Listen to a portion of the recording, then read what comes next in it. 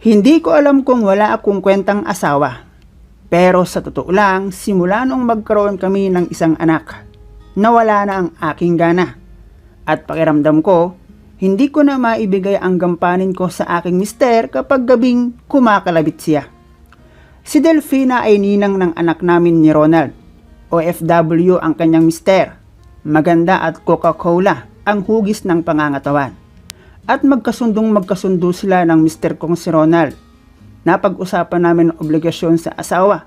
Dahil nasabi niya sa akin na, buti ka pa mare, nandyan lang si pare.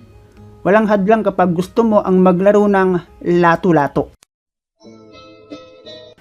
Hello guys and welcome dito sa Kasgul TV. At syempre, kung ikaw ay bago dito sa aking channel at trip mo ang ganitong klase ng kwento, palike and subscribe naman dyan.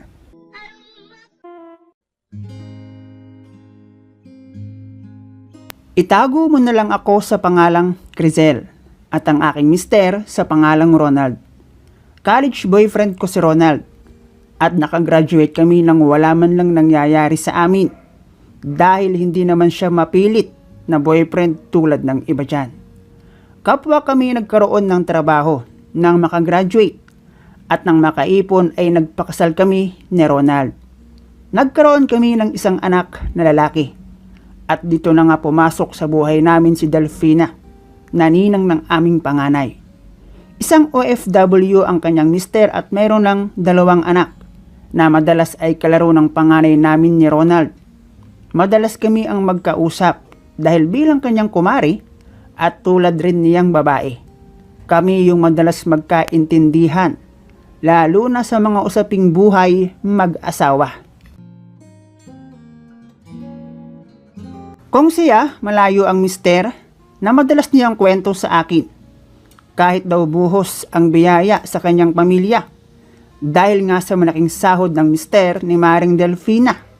Ang layo naman raw nila sa isa't isa. At kahit pa nandyan ang kanyang anak, kulang na kulang pa rin kapag wala ang kanyang mister. Lalo na pagdating sa maraming bagay. At isa na nga doon, ang namimiss niyang mga gabing malamig na kasama ang mister. Bagay na syempre hindi kayang ibigay ng anak. Alam niyo mga ka-story, ako bilang si Mr. X, lumaki ako na walang nanay. At iyong share ni Delfina kay Crizel ang isa sa dahilan kung bakit hindi ako nagalit noong mabalitaan ko na may kinakasama na si tatay at naiwan kami kina lola. May isip na rin naman kasi ako noon at katwiran ko, may mga bagay. Kasi na hindi naman kayang ibigay ng anak. Kaya kako, okay lang yun. Kung saan masaya si tatay.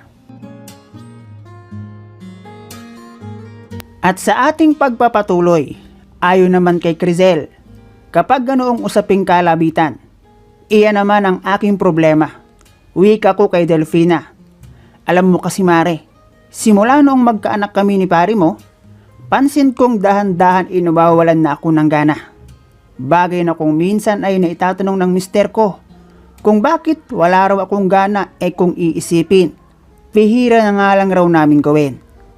Naisip ko naman na baka dahil pagod sa trabaho. At sa loob nga ng 4 na taon, naming pagsasamang legal na kasal, hindi pa nasusundan ng aming panganay ni Ronald. Wala namang react doon si Delfina. At ang sabi pa, buti ka pa nga mari nandyan lang ang paring Ronald. Kapag gusto mo ang maglaro ng lato-lato. At tawanan pa namin. Bilang isang empleyado na pumapasok ng 8 to 5 sa trabaho, masasabi kong kung minsan mag-resign na lang. At ipaubaya na kay Ronald ang lahat. Kaso, naiisip ko rin namang sayang ang kita at mababawasan ang income na papasok sa aming pamilya. Hindi naman katulad kay Maring Delfina na OFW ang mister at malaki ang sahod. Bagay na pagdating naman sa usaping gampanin sa mister tuwing gabi. Naiintindihan naman ni Ronald na maaaring dahil sa pagod.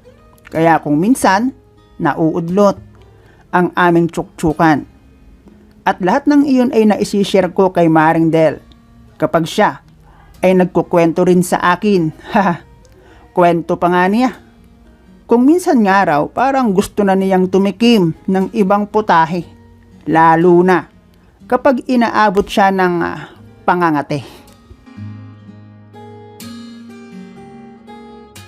At ayon pa sa kanya, pati raw ang pagsasariling sikap natutunan na niya. Kausap ang mister para lang maibsan ang init na nararamdaman. Nakakatawa. Pero naiintindihan ko siya. Siguro, kung nataong si Ronald ang nasa ibang bansa, baka ako naman ang nagkukwento ng ganoon kay Maring Del. Hanggang sa paglipas ng araw, napapansin kong napapadalas ang pagkukwentuhan ng mister kong si Ronald at Maring Del. Kung minsan, inaabutan ko sila ng magkausap. At pag tinatanong ko naman ng mister ko, napag-uusapan lang naman raw nila ang bakit hindi rin ako mag-abroad. Paniwala naman ako. At hindi nag-iisip ng hindi maganda dahil kumari namin ang kausap ng mister ko.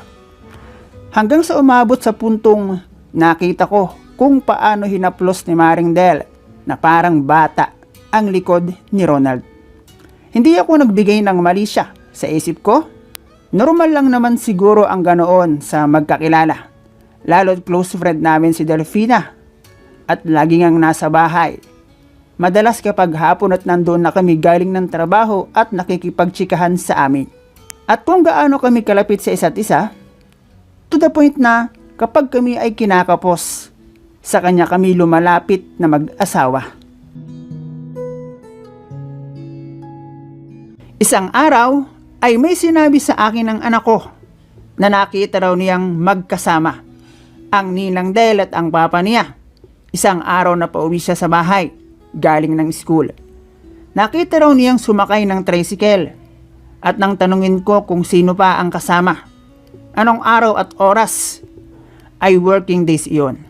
Dahil may pasok ang panganay namin at ang oras ay mag-aalas 3 ng hapon. Bagay na kung hindi ako nagkakamali, ang paalam sa akin ni Ronald ay mayroong birthday ang isa sa kanyang katrabaho. At naanyayahan silang doon na maghapunan, kaya malilate siya ng uwi.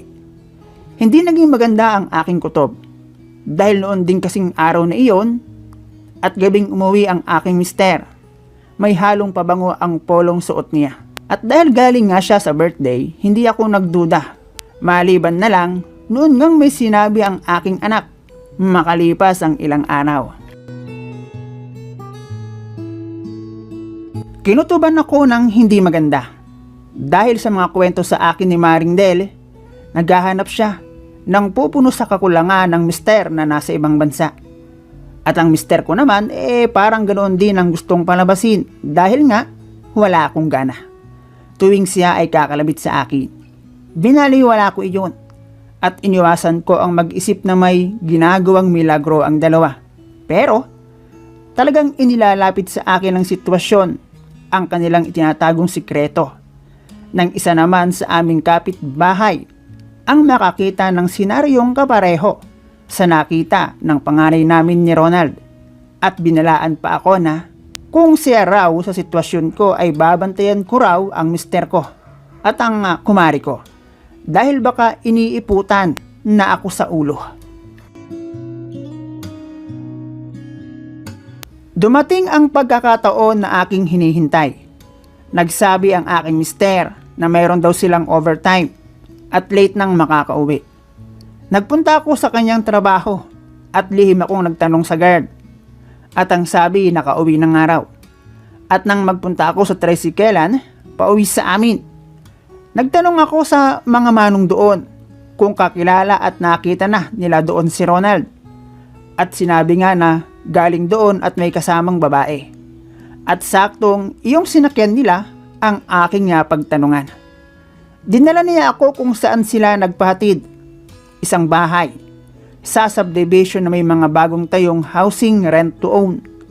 At sabi sa akin ng driver, ang kwento raw sa kanya ay kinuha ng dalawa ang bahay para sa kanilang pagsisimula.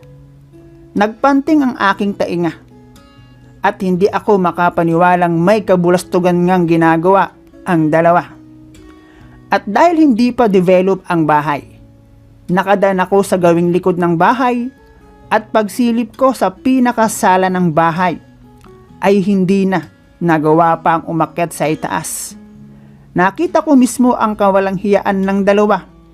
Live kong nakita kung paano naglalaro ng lato-lato si Delfina na dapat ay para lang sa akin.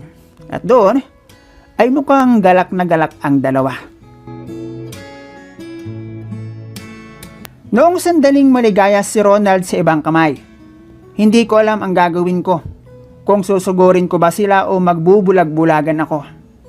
Alam ko na may pagkukulang ako sa aking mister, pero sapat ba iyon para kanya akong pagtaksilan? Pero mas pinili ko ang maging kalmado sa kabila ng aking nadiscobre. Hinayaan ko silang gawin at tapusin ang kanilang nasimulan. Siyempre may isip naman ako at kinunan ko sila ng picture. Baka kasi ako pa ang lumabas na masama. Kung pag-uwi ni Ronald sa bahay basta ko na lang siya sisitahin. At lumabas pang nagbibintang ako. At nang nasa bahay na si Ronald, tinanong ko siya kung matagal na ba nila akong niloloko. Sabay pakita ng picture. Umiiyak na ako noon at napaluhod na lang si Ronald sa harap ko at humihingi ng isa pang pagkakataon para itama ang nagawang pagkakamali. Siyempre, ako naman, dahil ayokong ring masira ang aming pamilya nang dahil lang sa pagiging mahina ng mister ko, tinanggap ko ang paghingi niya ng tawad. Pero, aminin kong hindi ko alam kung paano ko pa ibabalik ang tiwalang kanya ng sinira.